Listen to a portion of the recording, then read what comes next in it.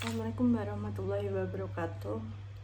Perkenalkan, nama saya Putri Nur Nilamsari dengan NIM 30402100203, kelas MJ5D, mata kuliah Manajemen Risiko, dosen pengampu Pak Bejo Santoso.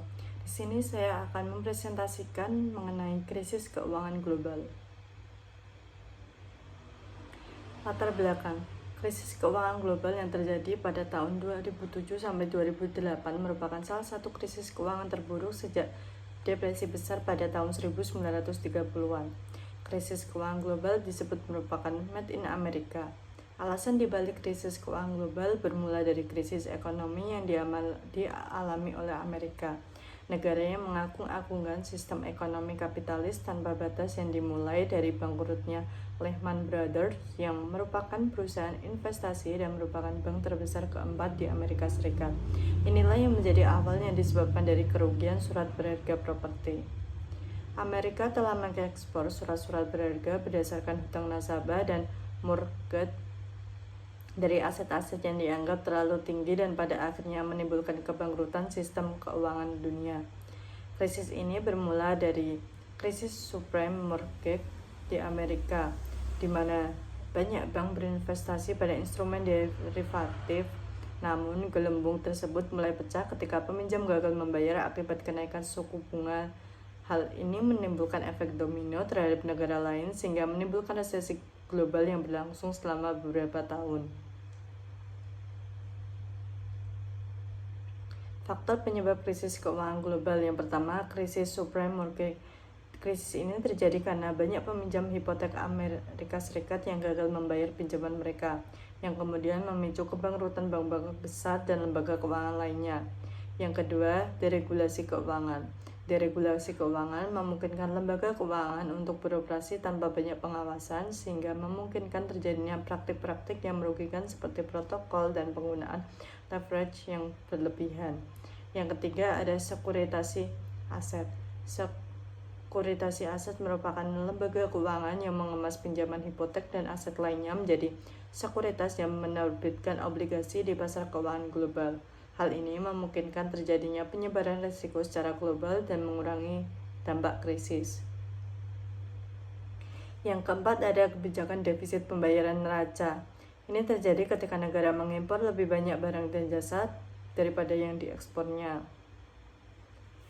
Hal ini dapat disebabkan oleh beberapa faktor seperti ketergantungan pada impor bahan baku dan modal, pelemahan nilai mata uang, serta ketergantungan pada minyak dan harga minyak yang naik. Kebijakan defisit pembayaran neraca yang dilakukan oleh beberapa negara menyebabkan terjadinya ketidakseimbangan dalam perdagangan internasional dan penghematan krisis. Yang kelima, yaitu konsumsi berlebihan. Perilaku konsumsi yang berlebihan dalam membeli rumah dan aset properti di Amerika Serikat menyebabkan terjadinya gelembung harga yang tidak realistis dan memicu krisis. Yang keenam, ada overvaluation terhadap aset properti. Ini juga menjadi penyebab krisis keuangan global karena harga aset properti yang terlalu tinggi tidak sesuai dengan nilai sebenarnya. Dampak krisis keuangan global. Yang pertama, resesi keuangan. Krisis keuangan global menyebabkan terjadinya resesi ekonomi di banyak negara, di mana pertumbuhan ekonomi menurun secara tajam dan bahkan negatif. Dampak ini terjadi karena banyak perusahaan dan lembaga keuangan mengalami kerugian besar sehingga mengurangi investasi dan konsumsi. Yang kedua, keruntuhan pasar saham. Keruntuhan pasar saham di banyak negara, di mana harga saham turun tajam dan investor kehilangan banyak uang. Hal ini menyebabkan banyak investor kehilangan kepercayaan dan mengurangi investasi di pasar saham. Yang ketiga, kegagalan bank dan dana talangan.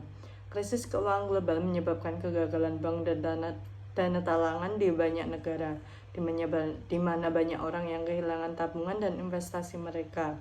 Hal ini menyebabkan kepercayaan masyarakat terhadap lembaga keuangan menurun dan memperburuk situasi ekonomi. Yang keempat ada penurunan perdagangan internasional. Krisis keuangan global menyebabkan penurunan perdagangan internasional dan menurunkan harga komoditas utama. Hal ini terjadi karena banyak negara mengurangi impor dan ekspor sebagai akibat dari menurunnya permintaan global.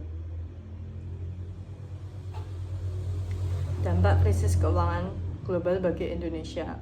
Dampak pada masyarakat yaitu imbas dari kemerosotan nilai tukar rupiah yang tajam secara umum memberi dampak kepada masyarakat seperti naiknya harga-harga kebutuhan pokok, harga telur ayam, harga BBM, serta tarif listrik dan tarif angkutan juga ikut naik. Yang kedua ada dampak pada perekonomian. Dampak dari krisis ekonomi terhadap perekonomian negara terhadap pengaruh eksternal yaitu harga saham perbankan di negara lain jatuh, maka investor asing menjual saham perbankan dan non-perbankan yang dimilikinya serta diikuti investor domestik. Dampak lainnya pertumbuhan ekonomi mengalami penurunan, inflasi juga ikut meningkat dan tingginya angka pemutusan hubungan kerja atau PHK. Yang ketiga ada dampak pada usaha. Krisis ekonomi membawa dampak yang berbeda-beda dalam konteks sektoran, spasial maupun skala usahanya. Intensitas dampak krisis juga tergantung sumber permodalan dan orientasi permodalan dan orientasi pasarnya karena seperti diketahui bahwa krisis ekonomi Indonesia paling tidak diindikasikan oleh gejolak pada 3 variabel yaitu nilai tukar rupiah, laju inflasi, dan suku bunga perbankan. Secara makro, gejolak pada 3 variabel tersebut bertransmisi melalui mandeknya impor bahan baku dan penolong bagi sektor industri, rendahnya daya beli masyarakat, dan mandeknya sektor kredit perbankan. Respon pemerintah terhadap krisis keuangan global. Yang pertama, intervensi pemerintah. Intervensi pemerintah mencakup berbagai tindakan seperti stimulus fiskal, bantuan keuangan kepada sektor-sektor terdampak, dan program-program pemulihan ekonomi. Stimulus fiskal dapat berupa insentif pajak, program infrastruktur, dan bantuan sosial untuk masyarakat yang terdampak. Tindakan ini bertujuan untuk mendorong konsumsi, investasi, dan pertumbuhan ekonomi secara keseluruhan. Yang kedua ada kebijakan bank sentral. Kebijakan bank sentral meliputi langkah-langkah untuk menjaga stabilitas keuangan, seperti menurunkan suku bunga, menyediakan likuiditas tambahan, dan mengatur kebijakan moneter. Bank sentral juga bertanggung jawab dalam menjaga stabilitas sistem keuangan dan mencegah terjadinya krisis keuangan. Selain itu, bank sentral juga dapat mengambil langkah-langkah makroprudensial untuk mengurangi risiko sistemik dalam sektor keuangan. Yang ketiga ada reformasi peraturan yang bertujuan untuk memperkuat regulasi keuangan, mencegah praktik-praktik yang merugikan, dan meningkatkan transparansi dalam sistem keuangan. Hal ini meliputi perubahan dalam peraturan perbankan, pasar modal, dan lembaga keuangan lainnya untuk mengurangi risiko dan mencegah terjadinya krisis serupa di masa depan. Yang keempat ada kerjasama internasional. Kerjasama internasional sangat penting dalam menghadapi krisis keuangan global. Negara-negara perlu bekerja sama dalam pertukaran informasi, koordinasi kebijakan, dan tindakan bersama untuk mengatasi krisis dampak secara global. Selain itu, lembaga keuangan internasional seperti IMF dan Bank Dunia juga berperan dalam memberikan bantuan dan dukungan kepada negara-negara yang terdampak. Langkah-langkah pencegahan. Yang pertama, perencanaan manajemen kritis yang komprehensif dapat membantu menentukan langkah-langkah yang tepat untuk mencegah krisis di masa depan. Tahapan pertama dari manajemen krisis adalah mencegah potensi krisis yang meliputi perencanaan, perekrutan, dan pelatihan waktu penanggulangan krisis, dan melakukan latihan atau stimulasi untuk mengimplementasikan rencana tersebut. Yang kedua ada kebijakan fiskal yang hati-hati, yaitu perintah perlu mengambil tindakan tegas dalam mengelola anggaran negara. Mereka dapat mengurangi defisit anggaran dengan mengurangi pengeluaran yang tidak penting atau tidak efisien, serta meningkatkan pendapatan negara melalui kebijakan pajak yang sesuai. Yang ketiga, ada reformasi struktural diperlukan untuk mencegah krisis keuangan global di masa depan.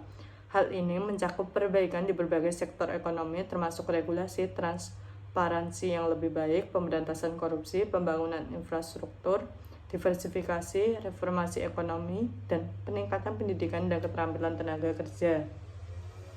Yang keempat ada partisipasi masyarakat yang kuat dan inklusif, penting untuk memastikan bahwa kebijakan dan keputusannya diambil mencerminkan kepentingan dan aspirasi masyarakat secara luas.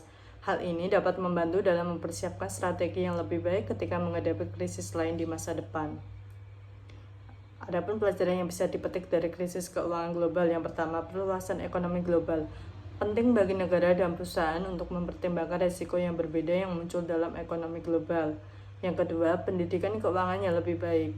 Krisis keuangan global menunjukkan pentingnya pendidikan keuangan dan kesadaran finansial yang lebih baik bagi seluruh rakyat. Yang ketiga, pentingnya menghemat uang. krisis keuangan global ada peringatan bahwa penting untuk menghemat uang dan membayar utang tepat waktu. Kesimpulan dan saran. Kesimpulan, krisis keuangan global mempunyai dampak signifikan terhadap stabilitas perekonomian suatu negara seperti yang terjadi di Yunani. Sistem ekonomi pasar yang diterapkan oleh negara-negara seperti Amerika Serikat dapat rentan terhadap krisis ekonomi yang kemudian berdampak pada hampir seluruh dunia. Kondisi keuangan dunia sedang dilanda krisis keuangan global dapat mempengaruhi kebijakan perekonomian suatu negara. Krisis keuangan global dapat mempengaruhi nilai tukar mata uang dan harga saham di pasar internasional. Adapun saran, yang pertama, perlunya ketegasan dari lembaga seperti Uni Eropa dalam menindak negara anggotanya yang melanggar disiplin fiskal.